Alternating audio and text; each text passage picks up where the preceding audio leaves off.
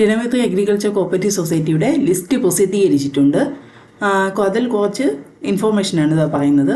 ഉദ്യോഗാർത്ഥികളുടെ ജില്ലാ, branch, position, hall ticket number, പേര്, mark എന്നിവ അടങ്ങിയ ലിസ്റ്റ് പ്രസിദ്ധീകരിച്ചിരിക്കുന്നു.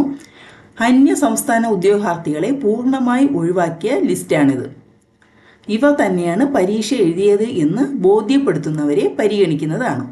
ഇത്തരത്തിലുള്ളവർക്ക് 5/4/2024 വരെ അതിനവസരം നൽകുന്നതാണ്. ഒന്നിൽ കൂടുതൽ പ്രാവശ്യം പരീക്ഷ എഴുതി സർട്ടിഫിക്കറ്റ് ഡൗൺലോഡ് ചെയ്തവരുടെ ആദ്യത്തെ സർട്ടിഫിക്കറ്റിൻ്റെ മാർക്കാണ് ഈ ലിസ്റ്റിൽ പരിഗണിച്ചിരിക്കുന്നത്. ബ്രാഞ്ചുകൾ തുടങ്ങുന്ന മുറയ്ക്ക് ഉദ്യോഗാർത്ഥികളെ ഇൻ്റർവ്യൂവിന് ക്ഷണിക്കുന്നതാണ്. പരീക്ഷ എഴുതി പാസ്സായ ഉദ്യോഗാർത്ഥികൾ ഇൻ്റർവ്യൂവിനെത്തുമ്പോൾ പരീക്ഷ പാസ്സായതിൻ്റെ സർട്ടിഫിക്കറ്റ് കൂടി ഹാജരാക്കേണ്ടതാണ്. പൂർണ്ണമായും പരിശോധിച്ച് ഉറപ്പുവരുത്തിയ അപേക്ഷകരുടെ ലിസ്റ്റാണ് പ്രസിദ്ധീകരിച്ചിട്ടുള്ളത്. ചില ഉദ്യോഗാർത്ഥികൾ കൺഫർമേഷൻ ഫോം പൂരിപ്പിച്ച ശേഷം സബ്മിറ്റ് ചെയ്യാത്തതിനാൽ പരിഗണിച്ചിട്ടില്ല.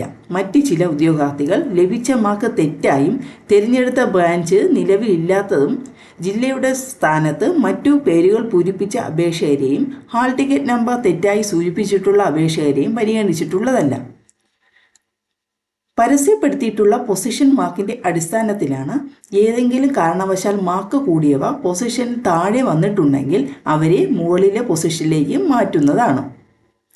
നിലവിൽ പല ബ്രാഞ്ചുകളിലെയും ഗ്രാമസേവകരുടെ ഒഴിവിലേക്ക് അപേക്ഷകർ കുറവാണ്.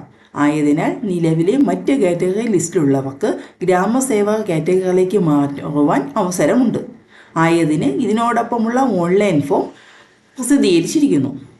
ഇപ്പോൾ ഗ്രാമസേവകരുടെ പോസ്റ്റ് ഉണ്ട്. അതിൽ ഇപ്പോൾ വേറെ ലിസ്റ്റിലുള്ളവർക്ക് അപേക്ഷിക്കാൻ വേണ്ടിയുള്ള ആപ്ലിക്കേഷൻ ഫോമാണ് ഇവിടെ കൊടുത്തിട്ടുള്ളത്.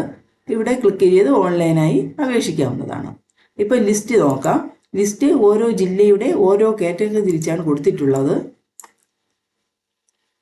ഓരോ നിയോജക മണ്ഡലം അനുസരിച്ച് ക്ലിക്ക് ചെയ്ത് നിങ്ങളുടെ റാങ്ക് നോക്കാവുന്നതാണ്.